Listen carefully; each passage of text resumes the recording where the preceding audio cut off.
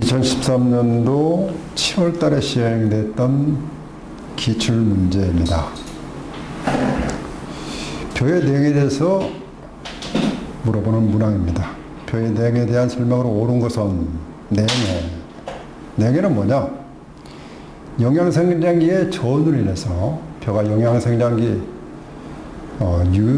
유효분을, 그러니까 영화 벼의 이삭을 만들기 이전까지 가지가 번창한다든가 영양생장기가 있고, 이삭, 유수를 형성을 해가지고 출수 기화 이후를 갖다가 생식생장기라고 이렇게 얘기를 합니다. 그래서 영양생장기에 좋은 벼가 알맞는 저온의 범위보다 낮은 온도를 경고하게 되면은 이게 저온으로 해서 출수기가 늦어지겠죠. 늦어지고 등숙 장애를 받는 것을 여기서 갖다가 냉해다.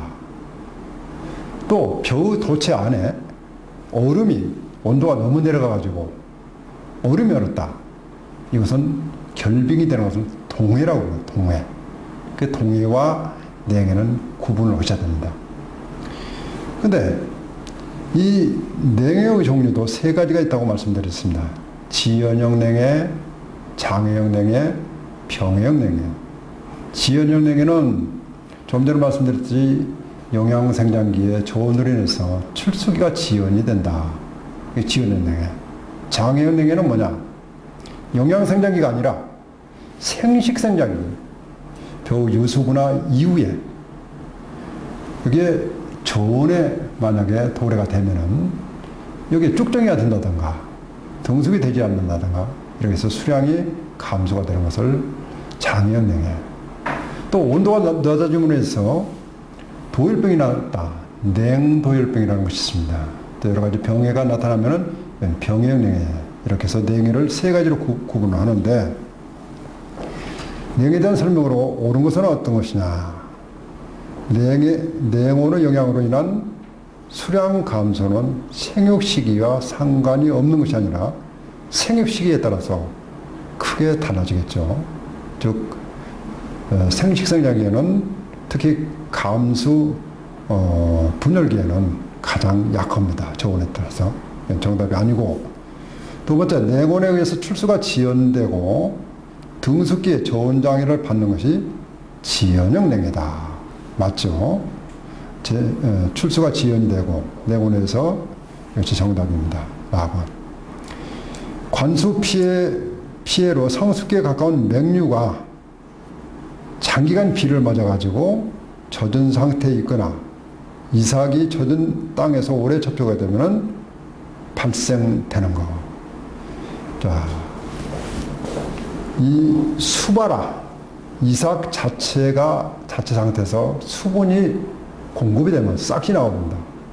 보리를 비워놨는데, 보리에서 특히 이와 같은 수바라 현상이 많이 나타나는데, 보리에 적당한 온도, 습도, 비가 많이 오게 되면은 보리를 베서 땅에 깔아놓은 상태에서 거기서 싹이 나와버립니다. 그럼 보리 품질이 형편없겠죠. 이걸 수바라라고 해요. 수바라. 이삭 수자. 그래서 이와 같은 현상은 수바라다. 여름 작물과 재배 식물에서 겨울 작물로 분류하였다면 이는 생육 시기에 따라서 여름 작물은 봄에 씨앗을 뿌려서 가을에 수확하는 것이 여름 작물, 여름에 재배하는 것이죠. 겨울 작물은 가을에, 늦가을에 씨앗을 뿌려가지고 그 월동을 시켜서 해를 넘겨가지고 다음에 수확을 하는 거예요. 예를 들면은 마늘이라든가 또 가을포리라든가 이런 것은 겨울 작물에 해당이 되겠죠. 그래서 이건 생육 시기에 따라서 분류하는 방법이다.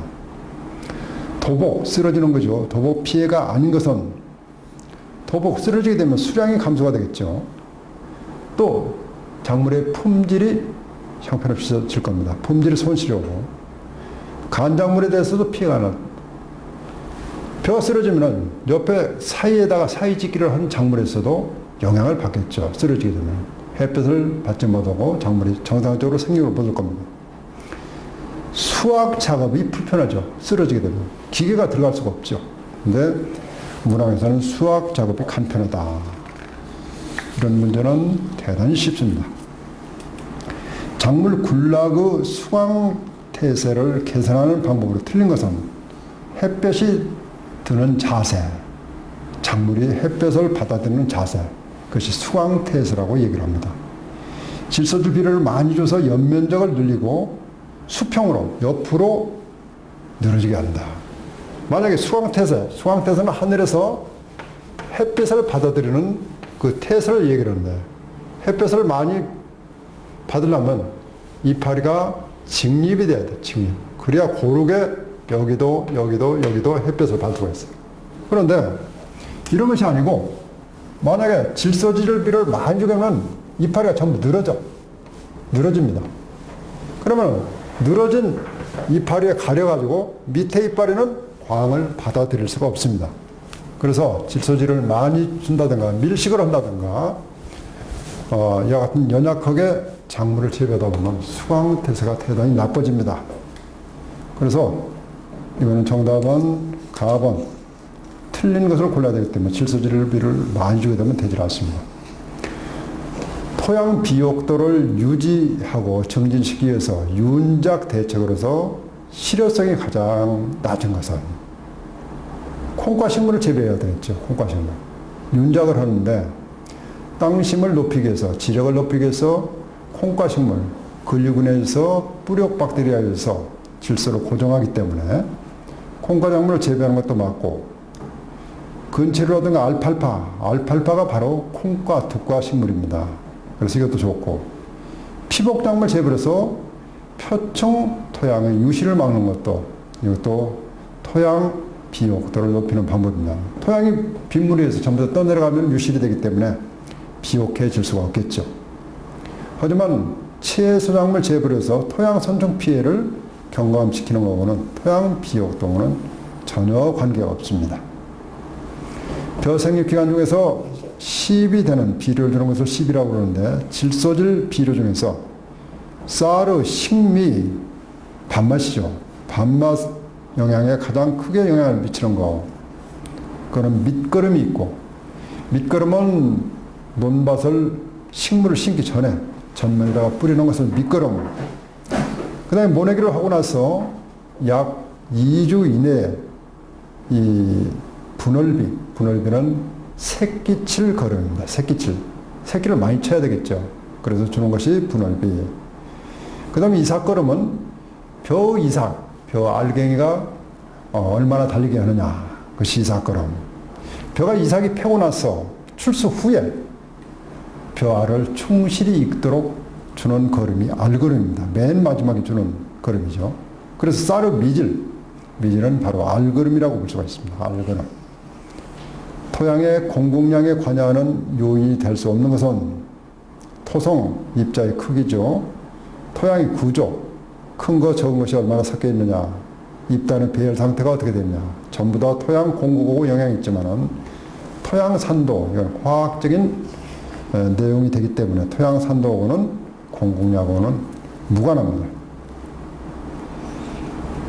작물의 수분 부족 장애가 아닌 것은, 수분 부족이 되면은 무기양분, 우리가 화학 비료를 주게 되면은 이것을 흡수를 해야 되는데 결핍이 일어나게 되겠죠. 흡수를 못 하니까, 수분 부족하면은.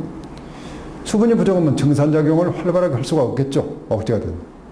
광합성도 수분이 없으면은 이걸 탄소 동화작용을 원활히 수행할 수가 없습니다.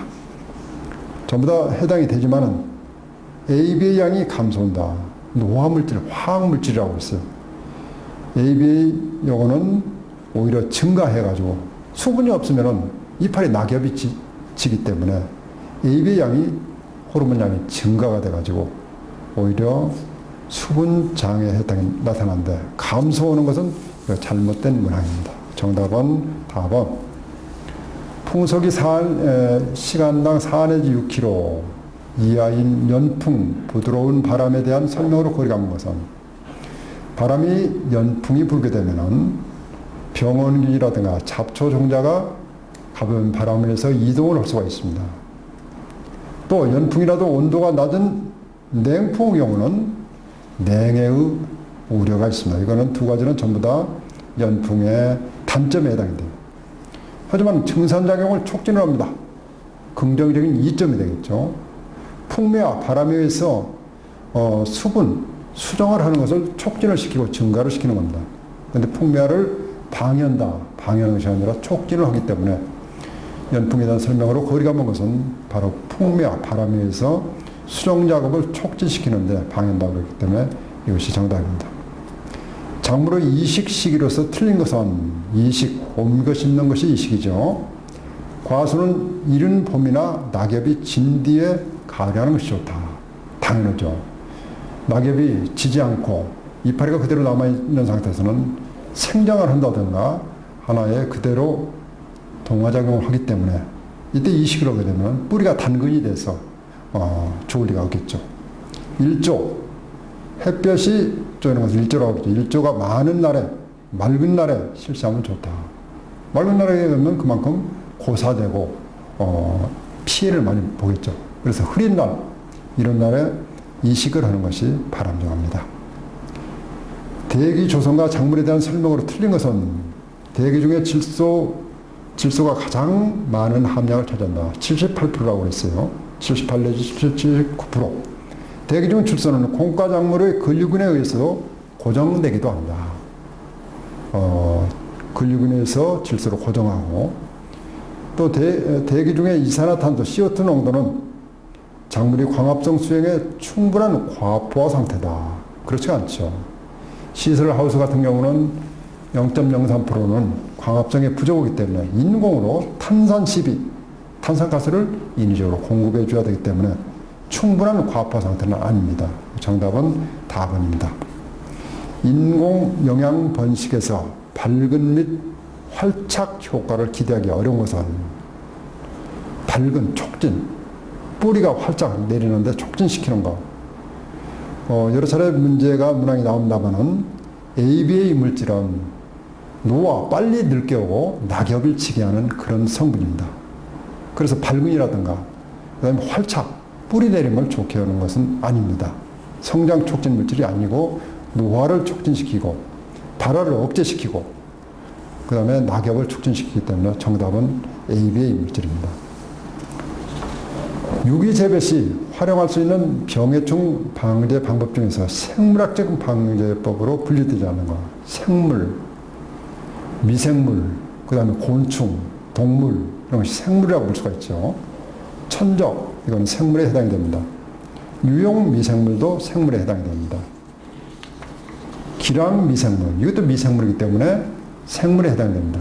내병성 품종의 선택, 이건 경종적 방법에 해당이 돼요. 이거는 미생물, 동물이 아니기 때문에 정답은 4번, 내병성 품종의 이용. 근근균 역할로 옳지 않는 거. 과도한량의 염류 흡수를 조장을 한다. 염류 흡수. 작물이 필요한 것을 흡수를 합니다. 인산 성분의 불용화를 촉진한다. 독성 금속이온의 흡수를 촉진한다. 전부 다 맞지 않는 거죠. 풍란이라든가 고목나무에서 재배하는 거. 이런 것은 과도한 양의 염류를 흡수를 하는 것이 아니고 알맞는 양만 흡수를 하겠죠. 인산의 가용화를 促진하고 독성물질을 흡수를 방지하는 역할을 하지만은 틀린 것, 식물의 수분 흡수 증대에 의한 한발 저항성을 향상시킨다. 한발 저항성. 틀린 것이면 이건 맞는 것이죠. 옳은 것은 한발 저항성. 그냥 고목나무에 풍란을 하게 되면은 수분이 적더라도 이거는 살아갈 수 있는 환경을 조성합니다. 그래서 균의 역할로 옳은 것은 바로 라번입니다.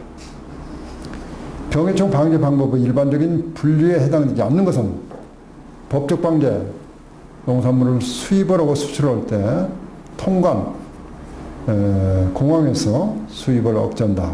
어떤 병해가 들어왔다. 법적으로 전국적으로 방제하는 거, 법적 방제에 해당이 되죠. 그 다음에 생물학적 방제, 천적을 이용한다든가 화학적 방제, 약제를 이용하고 유전공학적 방제법이라는 것은 없습니다. 정답은 4번. 기지현상이 또 나왔습니다. 기지현상. 연작을 하면은 거기 여러 가지 피해가 나타난다고 그랬어요. 거리가 먼 것은 뭐냐? 수박을 재배한 후 땅콩 또는 콩을 재배한다. 이건 기지현상을 작물을 바꿔줌으로써 윤작을 함으로써 기지현상을 해결할 수가 있겠죠. 산야초를 넣은 후에 부숙된 나뭇잎을 넣어준다. 유기물을 씌워놓은 거 이것도 해당이 되죠. 하우스 재배, 다비 재배, 비를 많이 준다. 그렇지 않아도 염류집적으로 인해서 토양의 악화가 되는데 비료를 다비 재배를 하게 되면 이거는 기지 해결이 아니라 기지 현상을 유발하는 촉진하는 결과가 되기 때문에 가장 거리가 먼 답이라고 볼 수가 있습니다. 토양 조류, 조류의 작용에 대한 설명으로 틀린 거. 조류는 남조류, 녹조류 이런 것들이 있죠. 이산화탄소를 이용해서 유기물을 생성하고 대기로부터 많은 양의 CO2를 제거한다. 조류는 질소, 인 등 영양원이 풍부하고 급속히 증식해서 녹조 현상을 일으킨다. 조류는 사상균과 공생하면서 지유류, 이끼 등 이런 것을 지유류라고 합니다. 지유류를 형성하고 지유류의 규산염의 생물학적 풍화에 관여한다. 조류가 급속히 증식하면서 지표서 표면에 조류막을 형성하면은 무료 용존 산소량이 증가하는 것이 아니라 이거는 감소가 되겠죠. 산소를 그만큼 이용을 해보기 때문에 물에 녹아있는 용존, 녹아있는 산소의 양이 그만큼 감소가 됩니다. 지금 전국에 최근에 하천에 녹조 현상이 나타나가지고 녹조는 조류라고 볼 수가 있는데 거기에 전부 다 물이 썩는다고 그래요. 그건 산소가 부족하기 때문에 물이 썩어가는 현상입니다. 그래서 이와 같은 것은 조류의 용존 산소량이 증가가 아니라 산소는 감소가 되는 현상이죠. 자, 작물 재배 시 일정한 면적에서 최대 수량을 올리려면 수량 삼각형의 삼변의 기능 있게 발달이 돼야 된다. 수량 삼각형의 요인으로 볼 수 없는 거, 이거 다시 한번 출제가 됐습니다. 유전성으로 유전성이 높아야 된다. 환경이 좋아야 된다. 재배 기술이 앞서야 된다. 세 가지나 해당이 되지만 비료가 해당이 되질 않습니다. 작물 생육에 대한 수분의 기본적인 역할이라고 볼 수 없는 것입니다. 문제를 풀 때 핵심이 있는 것이냐, 옳은 것이냐, 거리가 먼 것이냐, 거기에 키포인트가 있습니다. 그래서 볼 수 없는 거, 수분의 기본적인 역할이 아닌 거, 그걸 찾아내면 되겠습니다. 식물체 증산에 이용되는 수분은 극히 일부분에 불과하다.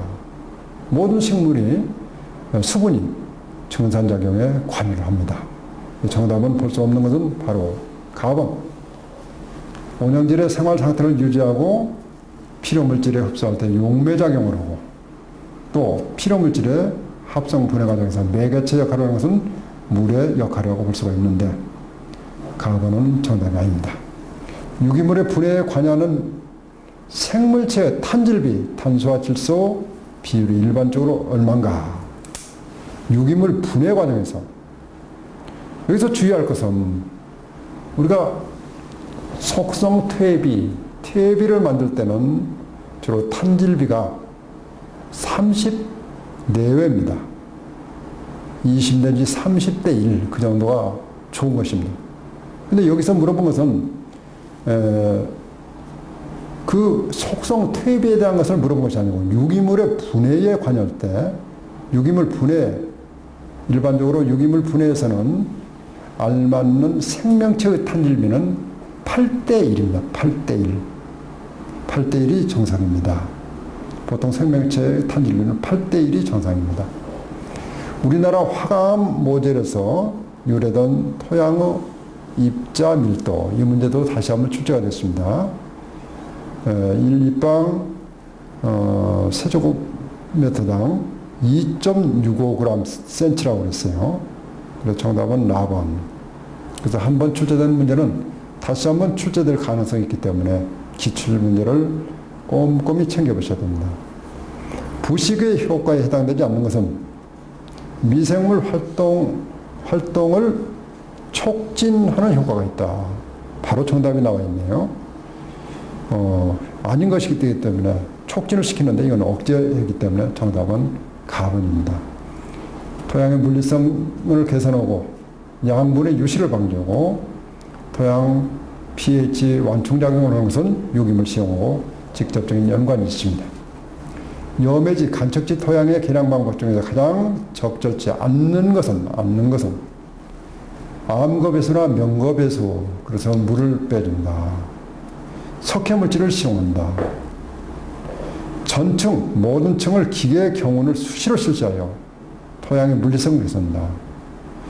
전층을 기계적인 경운을 수시로 하게 되면 토양 입단이 파괴가 되고 오히려 NaCl, 그 NA 성분이 상승이 되기 때문에 이거는 기계로 수시로 경운하는 것은 지양을 해야 됩니다. 정답은 답은 청색증, 메세모글로빈혈증, 어린 유아들한테 나타나는데 청색증이 직접적인 원인이 되는 물질은 뭐냐? 질산태 질소입니다. 우리 예를 들어서 수수라든가 가축을 젖소로 키우는데 또 과일 중에 매실, 청매실 아주 어렸을 때 이런 속에는 이 질산태 질소가 들어있습니다. 그래 그런 걸 잘못 급여를 하게 되면은 이 우유 쏘의 경우 거기에 이 청색증을 나타낼 수 있는 질산태 질소가 함유가 되어 있어. 이걸 유아한테 청색증이 나타나는 그런 현상입니다. 그래서 이건 질산태 질소. 다음 중 산성 토양에 해당되는 것은 pH 5죠. 7이 중성, 7보다도 더 증가가 되는 거. 8, 9, 10, 14까지 그거는 알칼리성 토양이고 7 이하가 되는 것은 바로 산성 토양입니다. 정답은 가번. 다음 중 양이온 치한 용량 CC가 다시 나왔습니다. 가장 큰 것은 카올린 나이트가 가장 낮고 몬트모렐로 나이트가 여기서는 가장 큽니다. 몬트모렐로 나이트 100 정도 되고 부식은 약 200 정도 됩니다. 만약에 부식이 여기에 나왔다 그러면 부식이 정답이 되겠죠. 가장 적은 것은 카올린 나이트, 이거는 10 정도가 됩니다. 10. 그래서 이것도 함께 기억을 해주시면 가끔 문제가 출제가 됩니다. 양이온 치한 용량 CC가 가장 큰 것은, 가장 적은 것은 이렇게 나올 수가 있기 때문에 기억을 해주시기 바랍니다. 제일 큰 것이 부식이다. 두 번째가 몬트모렐로 나이트다. 가장 적은 것이 카올린 나이트다. 이 정도는 기억을 해주시기 바랍니다. 다음 중 경작지의 토양 온도가 가장 높은 것은 양기바른 쪽이 토양 온도가 높겠죠. 그래서 토양이 황색보다는 흑색이, 검은색이 태양열을 받기 때문에 토양 온도가 높겠죠. 남쪽으로 방향이 15도 정도 경사졌다. 그건 북쪽에서 햇볕을 봐야 되는데 북쪽은 북풍이 몰아치기 때문에 온도가 높지 않습니다. 그래서 북쪽으로, 남쪽으로 15도 경사진 것이 아니라 북쪽으로 15도 정도 경사가 졌다. 그럼 햇볕은 남쪽에서 태양열이 내리쬐가지고 남양맞이 땅이 되기 때문에 흑색 토양이고 황색 토양보다도 온도가 높습니다. 정답은 4번. 밭 상태에서 논 상태로 독성이 강해가지고 논 상태 물 속에서 작물에 해를 유발하는 비소유해 화합물 형태는 뭐냐? 이게 두 가지가 나와 있어요. 두 가지. 비소 AS 3가 이온하고 AS 5가 이온 두 가지 똑같이 다 논토양에서 온소 상태에서 흡수되지 않고 이게 독성을 나타내는 물질입니다. 이게 문제상에 약간 오류가 있는 것 같아요. 물론 AS 5가 AS보다는 3가 AS 비소에서 독성이 많이 나타나는 건 사실인데 두 가지 다 독성 물질이 유발이 됩니다. 그래서 두 가지 한꺼번에 다 기억을 해 두시기 바랍니다. 3가 비소도 독성이 강하고 그 다음에 5가 비소도 독성이 강하다. 토양 생성학적인 층명에 대한 일반적인 설명을 틀린 것은 토양을 5층은 O1층과 O2층으로 이렇게 분리를 하고 A층과 B층은 A1, A2, A3 B층도 B1, B2, B3 이렇게 얘기를 하지만은 C층과 R층은 이걸 1, 2, 3로 나누질 않습니다. 그래서 그냥 C층 또는 R층 이렇게 얘기를 합니다. 정답은 라번이 되겠습니다. C층에는 C1, C2, R층이 있다. 이게 잘못된 문항이죠. 자, 수고하셨습니다.